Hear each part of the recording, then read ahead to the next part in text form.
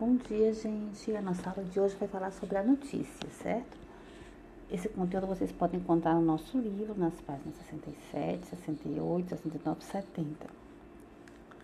Bom, vamos lá. Antes de definir o que é notícia, eu gostaria que nós trabalhássemos alguns textos, para poder a gente compreender também como é que a notícia é composta e também o que não é notícia, tá certo? Bom, temos aqui um quadrinho e o personagem diz o seguinte: de informativo, esse telejornal não tem nada. É puro sensacionalismo. A garçonete, vem querer reclamar, olha para ele e diz: quer que eu mude de canal, senhor? Nunca? Bom, o que nós temos aí? Primeiro, por que esse moço está chateado no primeiro quadrinho? Qual é a insatisfação dele? Ele diz que o telejornal não tem nada que preste, que ele não é informativo, ou seja, ele não se preocupa com a informação, que normalmente deveria ser a coisa mais importante dentro de um jornal. Segunda questão. Aqui o livro pede que nós definamos a palavra informativo e a palavra sensacionalismo. O que é uma coisa informativa? Que informa, que diz o que é, que dá uma informação, uma coisa objetiva. E sensacionalismo, ele não é um jornal sensacionalista, ele não se preocupa só com a informação, ele quer trabalhar com a emoção do ouvinte. Ele quer fazer você rir, você chorar, você ter pena, ter raiva. Ele mexe com suas emoções, ele vai usar alguns artifícios para isso. Qual é a mensagem desse quadrinho? Nós temos aqui uma pessoa que tem um certo nível de criticidade, sabe que o jornal não é muito bom, que ele não é suficientemente informativo e mesmo assim ele está assistindo. Não quer parar. Ou seja, a gente vê aí uma manipulação da mídia, onde mesmo as pessoas que têm discernimento podem ser manipuladas. Depois ele pergunta se a gente assiste algum telejornal sensacionalista. Aqui em Fortaleza, a gente tem alguns jornais, principalmente os policiais, que são bastante sensacionalistas. Por exemplo, Barra Pesada, Rota 22, eles têm esse estilo. Como é que funciona no caso deles? Eles falam com a vítima, que às vezes está calma, mas o apresentador ele começa a fazer com que aquela vítima sofra mais e tudo. Ela de repente começa a chorar, ou dependendo do que aconteceu, ela vai ficar com mais raiva. E claro que o ouvinte também vai começar a partilhar desses sentimentos. E, de alguma forma, o apresentador faz com que o ouvinte crie um vínculo com aquela pessoa. Um vínculo, claro, que não é real, mas um certo vínculo, ok? Bom, agora a gente vai ver um texto. Esse texto ele é do Carlos Drummond de Andrade. O título é A Morte do Leiteiro. Para ler melhor esse texto, ninguém seria melhor do que o próprio Carlos Drummond. E como existe um videozinho dele no YouTube em que ele está lendo, a gente vai agora acompanhar esse vídeo. Morte do leiteiro. Há pouco leite no país, é preciso entregá-lo cedo. Há muita sede no país, é preciso entregá-lo cedo. Há no país uma legenda, que ladrão se mata com tiro. Então o moço que é leiteiro, de madrugada com sua lata, sai correndo e distribuindo leite bom para gente ruim. Sua lata, suas garrafas e seus sapatos de borracha vão dizendo aos homens no sono que alguém acordou cedinho e veio do último subúrbio trazer o leite mais frio e mais alvo da melhor vaca para todos criarem força na luta brava da cidade. Na mão, a garrafa branca não tem tempo de dizer as coisas que lhe atribuo, nem o moço leiteiro Ignaro, morador na rua Namur, empregado no entreposto, com 21 anos de idade, sabe lá o que seja impulso de humana compreensão. E já que tem pressa, o corpo vai deixando à beira das casas uma apenas mercadoria. E como a porta dos fundos também escondesse gente que aspira ao pouco de leite disponível em nosso tempo, Avancemos por esse beco, peguemos o corredor, depositemos o litro. Sem fazer barulho, é claro, que barulho nada resolve. Meu leiteiro tão sutil, de passo maneiro e leve, antes desliza que marcha.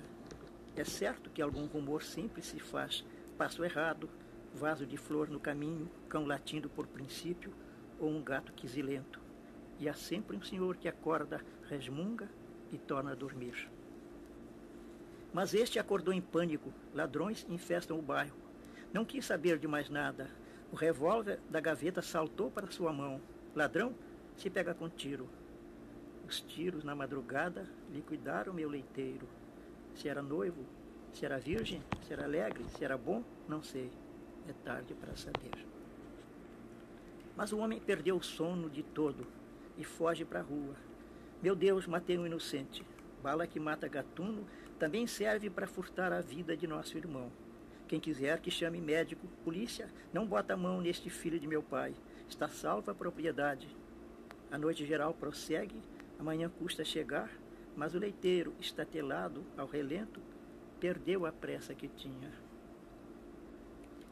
Da garrafa estilhaçada, no ladrilho já sereno, escorre uma coisa espessa, que é leite, sangue, não sei. Por entre objetos confusos, mal redimidos da noite, duas cores se procuram, suavemente se tocam, amorosamente se enlaçam, formando um terceiro tom, a que chamamos aurora. Bom, vocês tiveram aí a leitura de nada mais nada menos do que o próprio Carlos Drummond de Andrade. Agora a gente vai responder algumas perguntas sobre esse texto. Primeiro, a gente tem aí a primeira questão com um pequeno trecho do poema. Ele diz: explique a mensagem central transmitida pela estrofe a seguir. Meu leiteiro tão sutil, de passo maneiro e leve, antes desliza que marcha. É certo que algum rumor sempre se faz passo errado. Vaso de flor no caminho, cão latindo por princípio, ou um gato quisilento. E há sempre um senhor que acorda, resmunga e torna a dormir. Então, nesse texto, nesse trecho do texto, o que ele está querendo falar? O leiteiro, na verdade, é uma pessoa silenciosa, ele se preocupa com o outro, ele não quer acordar ninguém, ele só quer fazer o trabalho dele. Ele se preocupa o tempo todo em não tirar o sono de ninguém, já basta ele acordado. Então, nesse trecho aí seria o que ele quer mostrar. A preocupação do leiteiro em não incomodar. Qual é a linguagem utilizada no texto? Conotativa ou denotativa? Lembrando que linguagem conotativa é a linguagem figurada. É aquela linguagem que a gente dá outro significado às palavras.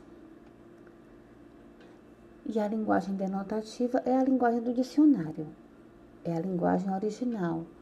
É o significado primeiro daquela palavra. Bom, como vocês veem, é um poema.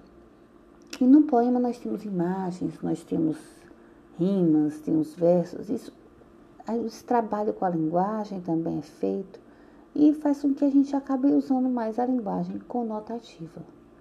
Muitas palavras são usadas com a intenção de mostrar uma outra coisa, que não seja o real significado delas, certo? Como é que o texto está estruturado? Se a gente olhar direitinho, nós vamos ter 8 estrofes. Aqui nós temos 2, aqui 3, 4, 5, 6, 7, 8.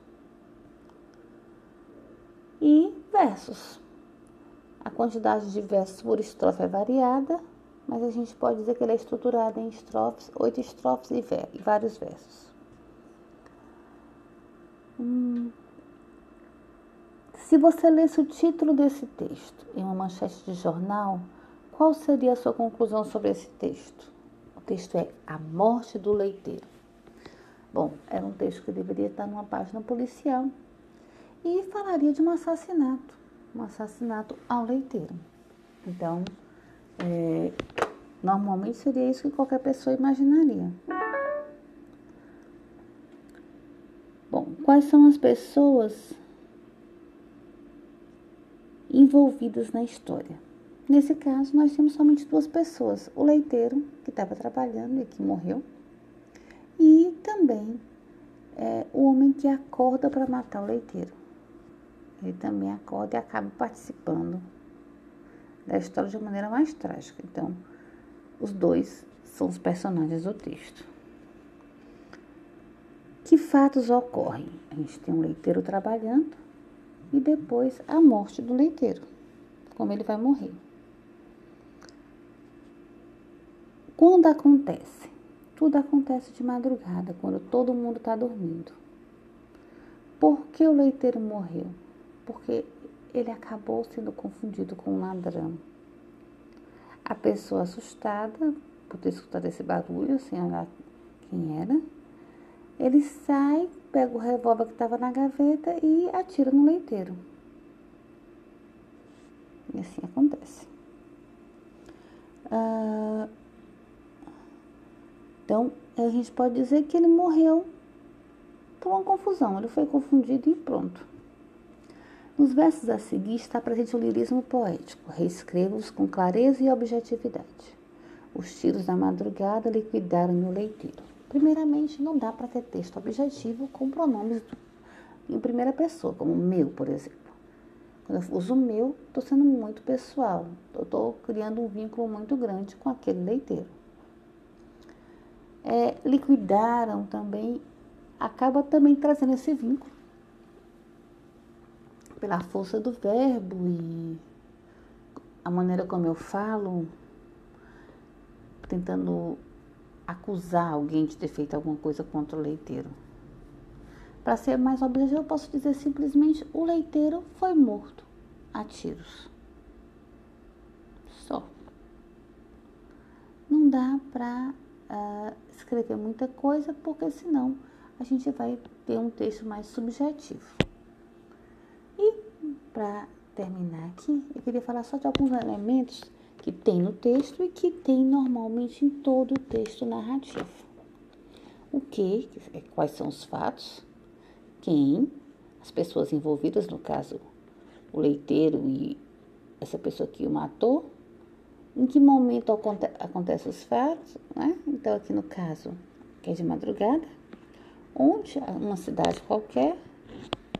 Como e por que a gente vai ter aqui o leiteiro entregando leite, a gente vê que ele faz um barulho sem querer e que ele acaba sendo confundido e morto.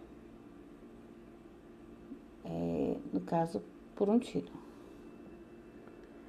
E para terminar, o título, que anuncia o assunto a ser desenvolvido. Então, ali no título, que foi a morte do leiteiro, a gente já sabia que assunto ia ser falado. Certo? Independente de a gente começar o texto falando sobre o trabalho do leiteiro, como ele era, a gente já sabe que em algum momento ele vai morrer, tá bom? Bom, esses elementos a gente vai encontrar em todo o texto narrativo, principalmente na notícia. Eu não posso falar de um fato sem saber o que, quem, quando, onde, por quê. Então, são perguntas que a gente tem que ter sempre em mente para poder responder num texto narrativo, principalmente. E, bom, a gente vai continuar o nosso assunto, notícia, em um próximo vídeo, tá bom? Um grande abraço e até mais.